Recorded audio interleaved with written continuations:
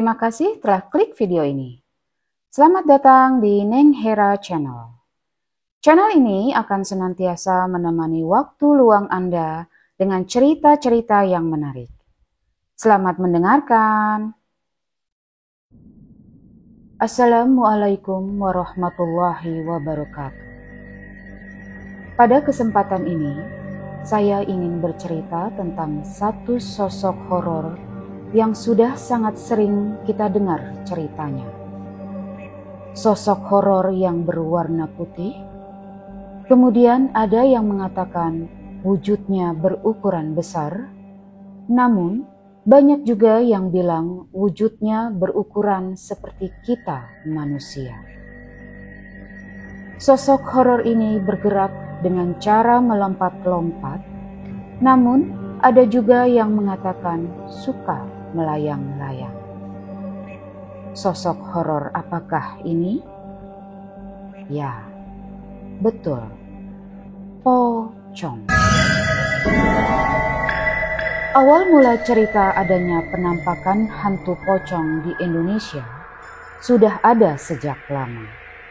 Bahkan sejak zaman nenek moyang kita sudah banyak cerita-cerita tentang hantu pocong. Cerita-cerita penampakan hantu pocong banyak dibumbui oleh situasi dan kondisi yang membuat ceritanya menjadi semakin seram dan menakutkan. Dari beberapa cerita yang didapat, makhluk gaib bernama pocong ini sudah mulai ada di Nusantara pada abad ke-15.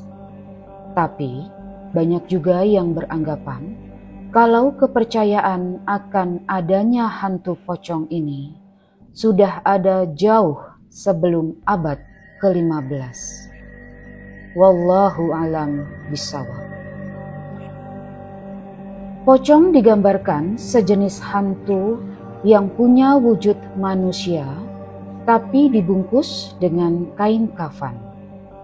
Karena itu, kalau di Malaysia, hantu ini biasa disebut dengan hantu bungkus. Tapi ada juga yang menyebutnya dengan hantu kafan. Banyak penamaan yang berkaitan dengan hantu pocong. Tapi semuanya memiliki kesamaan, yaitu arwah orang mati yang terperangkap dalam kafan mereka. Menurut mitos, sosok hantu pocong muncul karena ketika si mayit dikubur, ikatan tali pocongnya lupa dilepas. Jadi, sosok ini gentayangan untuk minta tolong ke orang-orang agar tali pocongnya dilepaskan. Tapi, kalau dalam kurun waktu 40 hari setelah kematian tali pocongnya dilepas, maka si mayit akan terbebas dari alam dunia. Namun apabila sampai dengan 40 hari tidak juga dilepas, maka arwah mayit ini akan terjebak di alam dunia dan menjadi hantu pocong selamanya. Kemunculannya biasa dimulai dari adanya kepulan asap di kuburan dan perlahan-lahan hilang sampai kemudian muncul penampakan yang menyeramkan. Wujud pocong dipercaya memiliki wajah yang gosong dan mata merah menyala. Ada juga yang bilang kalau pocong wajahnya rata dan mata berongga atau tertutup kapas dengan wajah putih pucat. Mereka yang percaya hantu ini beranggapan pocong merupakan bentuk protes dari si mayit yang terlupa dibuka ikatan kafannya sebelum kuburnya ditutup. Ada yang menggambarkan bahwa pocong berjalan dengan cara melompat-lompat. Mitos lain mengatakan kalau pocong bergerak melayang-layang.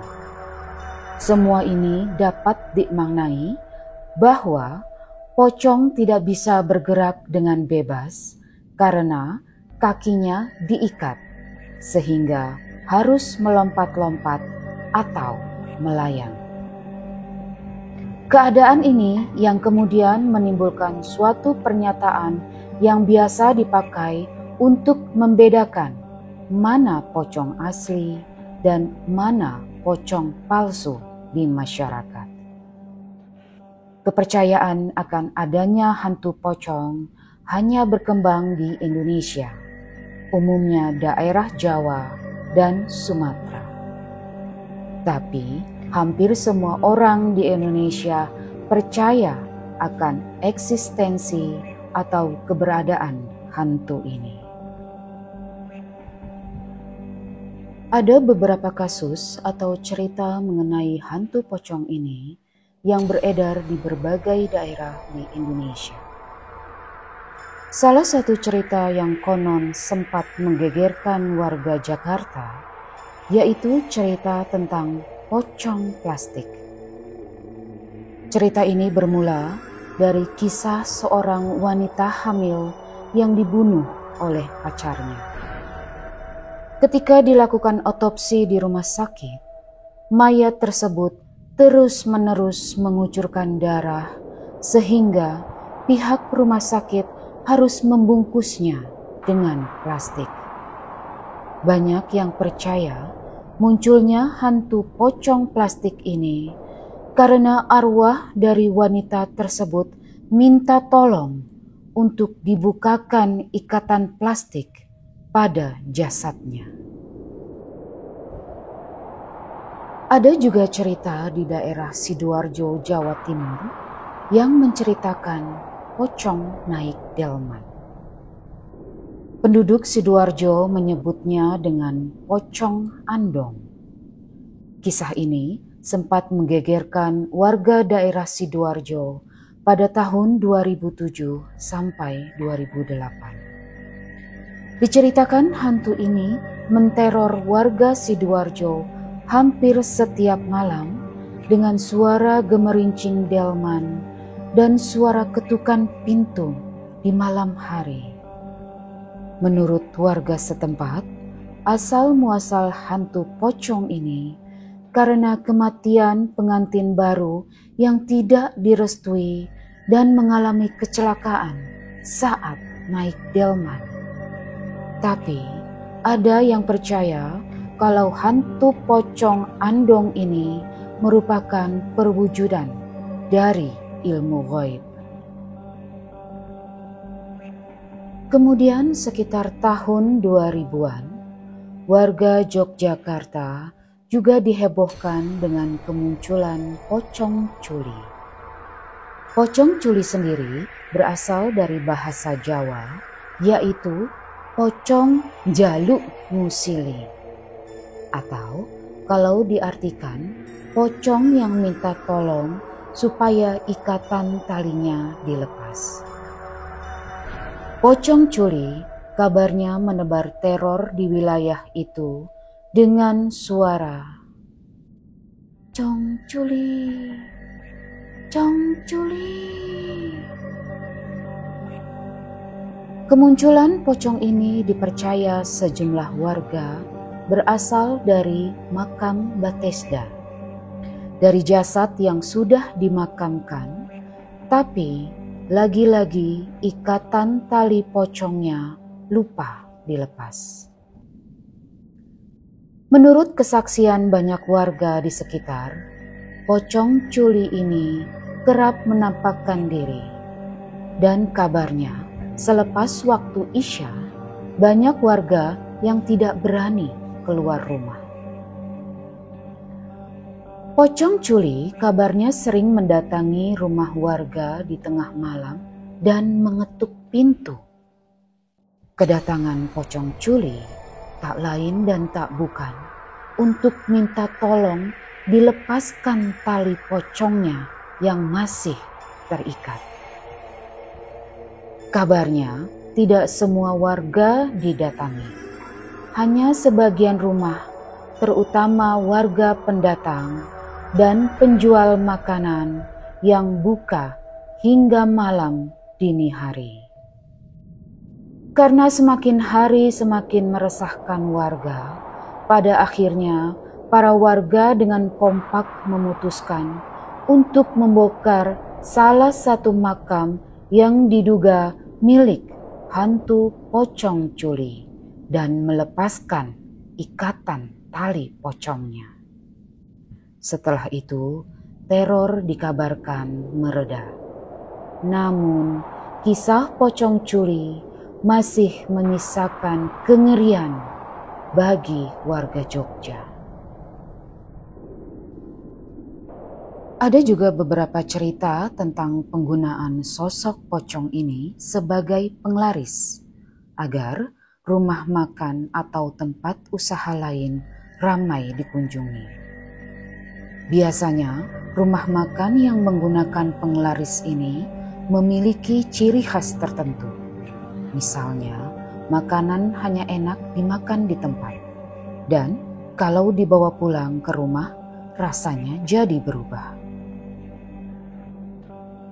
Ada juga kisah yang datang dari sebuah pasar di daerah Sumedang, Jawa Barat. Kisah ini menceritakan sering terjadinya penampakan pocong di sekitaran pintu masuk pasar pada malam hari. Banyaknya kios yang kumuh dan pohon yang rindang kian membuat suasana pasar menjadi terlihat seram.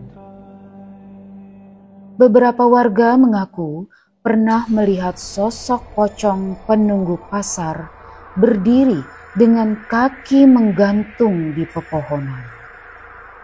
Banyak warga sekitar yang menyebut pocong tersebut dengan pocong Superman, karena pocongnya tidak berjalan, tidak melompat-lompat, tapi terbang seperti Superman. Kasus ini sempat menjadi buah bibir di tahun 2022 lalu. Dipercaya bahwa hantu pocong Superman muncul karena arwah penasaran atau arwah yang terperangkap dalam kafan mereka karena tali pocongnya lupa dibuka. Kembali ke daerah Jawa, sekitaran Jawa Tengah dan Jawa Timur, yaitu pada tahun 2014-an. Ada sebuah kendaraan berisikan 4 orang menuju ke arah Jawa Timur melintasi hutan Jati Blora.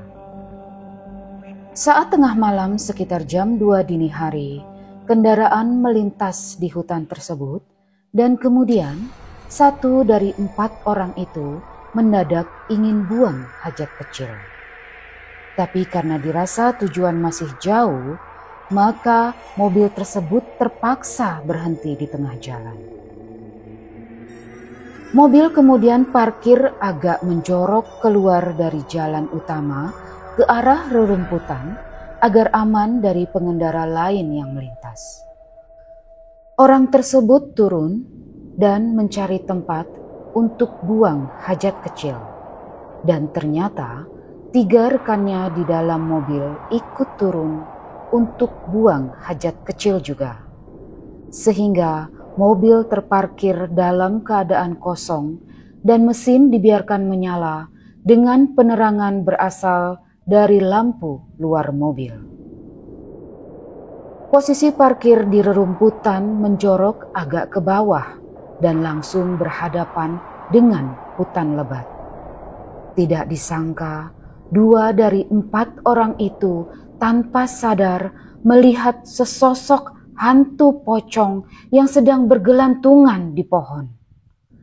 Sesekali berpindah tempat ke pohon lain dengan cara melayang. Karena merasa ketakutan, 2 orang tersebut segera bergegas menuju mobil dan diikuti oleh 2 rekan lainnya. Sesampainya di mobil, Mereka kembali dikejutkan dengan penampakan hantu pocong yang berdiri di sisi kiri mobil. Dan anehnya, lampu luar mobil yang awalnya menyala sekarang dalam kondisi mati. Dan sebaliknya, lampu kabin yang tadinya dalam kondisi mati sekarang menyala. Mereka bergegas masuk ke dalam mobil dan langsung tancap gas meninggalkan tempat tersebut. Setelah mereka tiba di kota terdekat, lalu mereka berhenti di salah satu rumah makan kecil dan menceritakan kejadian tersebut kepada pelayan rumah makan. Pelayan rumah makan kemudian berkata bahwa di hutan tersebut memang sering kali terjadi penampakan dan mengganggu orang-orang yang melintas, baik pengendara motor ataupun mobil. Berdasarkan cerita-cerita tadi, hantu pocong adalah jelmaan dari mayat yang dibungkus kain kafan. Dengan kata lain, mayat tersebut merupakan seorang muslim. Karena syariat Islam mewajibkan seseorang yang sudah meninggal dunia dikubur dengan dibungkus menggunakan kain kafan terlebih dahulu. Namun pandangan para ulama mengenai mitos hantu pocong menyatakan kalau ini hanya merupakan khayalan masyarakat saja. Menurut para ulama, fenomena hantu pocong tidak dibenarkan karena beberapa hal berikut. Pertama, mayat tidak kembali ke dunia setelah kematian. Seperti dijelaskan dalam Al-Quran surat Al-Mu'min ayat 99 sampai 100. Dalam ayat ini dijelaskan bahwa Allah Subhanahu wa Ta'ala membuat dinding pemisah antara alam barzah dengan alam dunia.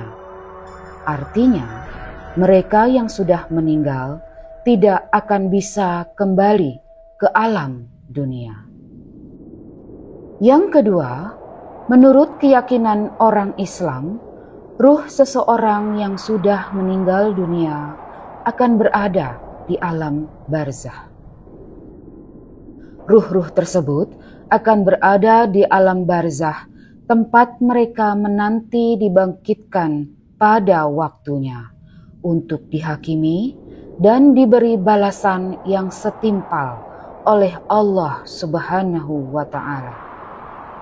Para ulama berpendapat bahwa adanya penampakan-penampakan yang menyerupai hantu pocong merupakan jelmaan jin yang mengganggu manusia. Jin dalam agama Islam dianggap mampu menyerupai hal-hal yang dapat dirasa dan dilihat oleh manusia. Yang ketiga, jangan takut dengan jin atau syaitan. Manusia diciptakan oleh Allah Subhanahu wa Ta'ala sebagai makhluk yang sempurna, melebihi bangsa jin, syaitan, dan bahkan malaikat. Untuk itu, jangan lalu kita sebagai manusia menjadi takut dengan kehadiran dari bangsa jin. Karena kita hanya boleh wajib takut dan bertakwa kepada Allah Subhanahu wa Ta'ala. Demikianlah cerita yang bisa saya sampaikan. Cerita-cerita tadi berasal dari berbagai referensi dan kisah nyata. Semoga cerita ini bisa menghibur atau bahkan bermanfaat bagi yang mendengarkan.